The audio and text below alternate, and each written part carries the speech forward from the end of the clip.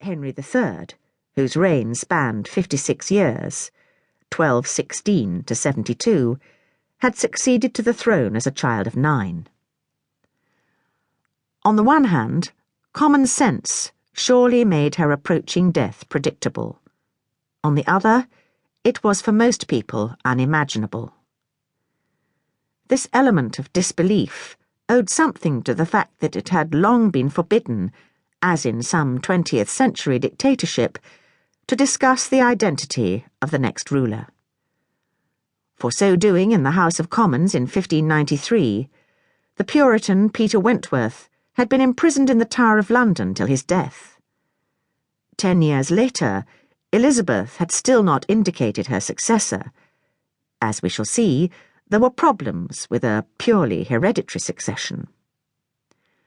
Psychologically, this public void made the prospect of her demise seem unlikely, as though the Queen could not possibly let go of life until she had made proper arrangements for who was to follow her. It was a point of view the Queen herself had perfectly well understood in years gone by, when she had observed dryly that she would not allow discussions of the succession, since men were always wont to worship the rising rather than the setting sun. The Queen's surprisingly robust health had also encouraged foolish fantasies of her immortality in recent years. She might show a certain weariness on state occasions, at the opening of Parliament in 1601, for example, or after riding her horse in the park. Critical eyes might note that the haggard, parchment-white face of the Queen in her late 60s was now plumped out with fine cloths in her cheeks. Yet as late as March 1602, she was described as still, thanks to God, frolicky and merry, for all the signs of decay in her face. She continued to impress strangers by her sheer glittering presence.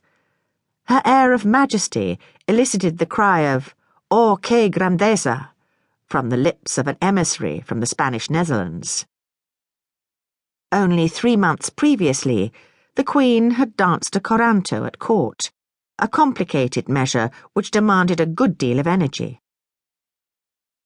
Melancholy seemed to be her chief enemy, that and the famous indecision, which she had used so brilliantly in the past to manage as well as madden her male advisers, but which was now on occasion quite paralyzing.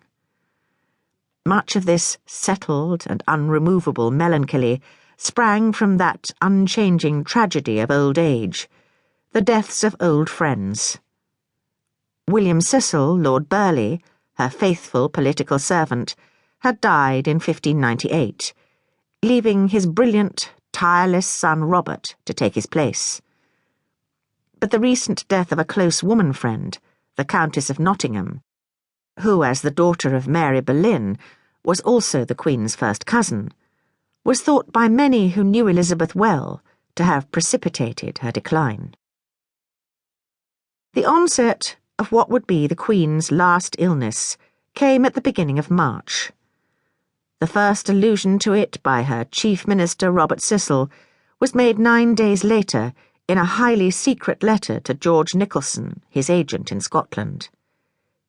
He wrote that his mistress had recently been much deprived of sleep, which was, as usual, making her impatient.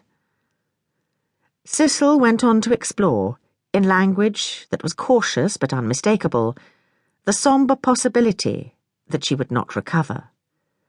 Because all flesh is subject to mortality, as he delicately phrased it, Cecil had to confess that the Queen had been so ill-disposed that he was fearful of her future weakness, leading to danger of that event, I hope mine eyes shall never see.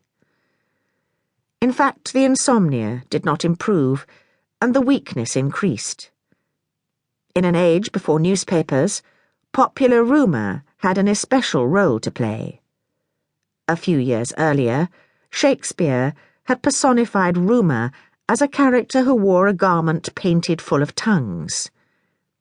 As stories of what was happening began to spread, the bells became silenced, and the bugles stilled, until even the prisoners in the Tower of London were aware of the crisis. The councillors of state were by now gathered at Richmond Palace in Surrey. It was understood that they would remain until that